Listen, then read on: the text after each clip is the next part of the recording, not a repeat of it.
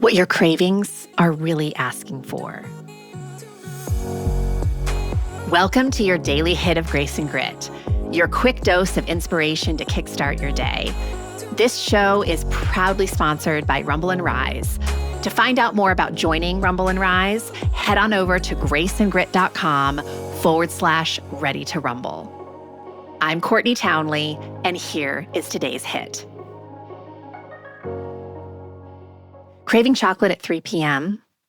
Well, before you blame your willpower, consider this. Research shows that cravings are rarely about the food itself. A study published in Appetite found that emotional states like stress, boredom, loneliness trigger cravings far more often than actual hunger. Your body isn't broken. It is communicating. And I see this in my clients all the time. They gravitate towards the kitchen when they're bored, when they're stressed, when they're sad. Not because they're hungry, but because food offers something. A distraction, a comfort, a chemical shift. And here's the thing. Food will temporarily alter your chemistry to help you feel something other than what you're currently feeling. That's not imagination, that's real. Sugar spikes dopamine, carbs boost serotonin, fats signal safety. But there's a catch. The feeling you're trying to escape, it comes back.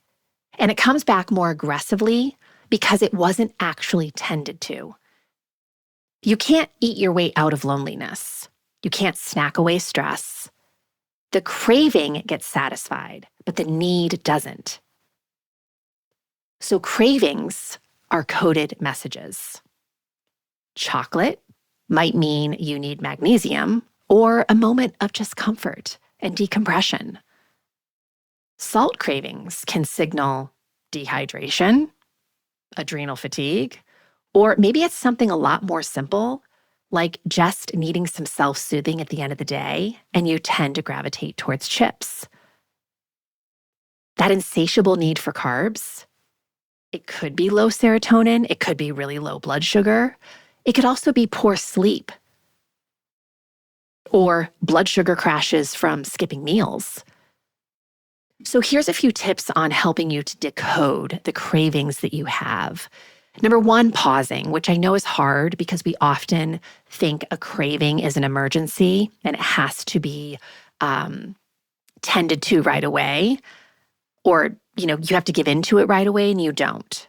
You can definitely pause. And before you reach for a snack, just get curious. Get curious about what you're actually hungry for. Here's a few questions you could ask. Am I actually hungry right now, or am I feeling something else? When did I last eat, and what was it? Because that can give you a lot of information about how your body's responding to that last meal, or that it's been way too long since you last ate. What do I really need right now? Food, rest, connection, just a moment of decompression? Sometimes the answer is, yep, I need that cookie. And that's okay. But often, the craving dissolves when you address the real need. So having a glass of water, going for a 5-minute walk to decompress, sending a text to a friend to feel a bit of connection, taking a short nap, giving yourself permission to feel the feeling instead of eating it away. Your body is not your enemy. It is not sabotaging your goals. It's your ally, sending you signals in the only language that it knows, which is sensations, many of which come in the form of cravings. And learning to listen, really listen, it changes everything about your relationship with your cravings. You stop fighting them and you start understanding them. You get curious instead of critical.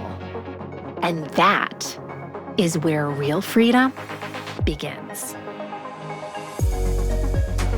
If this stirred something inside of you, imagine what a whole book of clarity and courage could ignite.